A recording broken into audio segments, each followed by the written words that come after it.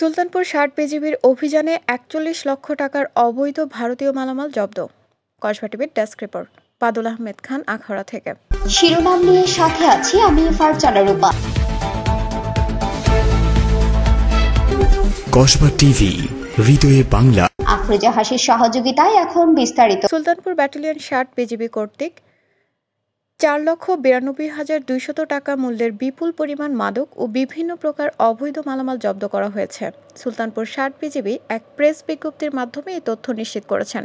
BGB জানায়, Sultanpur battalion ৬০ বিজিবির দায়িত্বপূর্ণ এলাকার কুমিল্লা জেলার সীমান্তবর্তী ব্রাহ্মণপাড়া ও ভুরিচং উপজেলার সীমান্ত হতে শঙ্কুচাইল, শশীদল, শালদা নদী ও খারেরা বিউপি এবং ব্রাহ্মণবাড়িয়া জেলার সীমান্তবর্তী আখাউড়া ও কসবা উপজেলার সীমান্ত হতে কসবা ও মাদলা বিউপি কর্তৃক ৩ জানুয়ারি ২০২৫ তারিখ হতে ৪ জানুয়ারি ২০২৫ তারিখ পর্যন্ত মাদক ও চোরাচালান বিরোধী অভিযান পরিচালনা করে ৪১ লক্ষ টাকার অবৈধ ভারতীয় বিভিন্ন মালামাল জব্দ করা হয়েছে।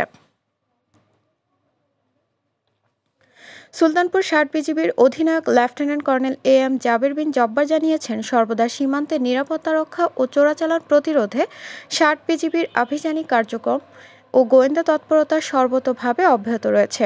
এরই ধারাবাহিকতায় সীমান্তবর্তী এলাকায় অভিযান পরিচালনা করে এসব অবৈধ মাদকদ্রব্য জব্দ করা হয়েছে। তিনি আরও জানিয়েছেন, সীমান্তে বিজিবির চোরাচালান বিরোধী নিয়মিত অভিযান চলমান আছে।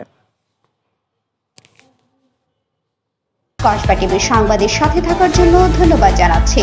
পরবর্তী সংবাদ পেতে আমাদের চ্যানেলটি সাবস্ক্রাইব করে রাখুন। কুমিল্লা ম্যাজিক প্যারাডাইস পার্কে আপনাকে স্বাগত।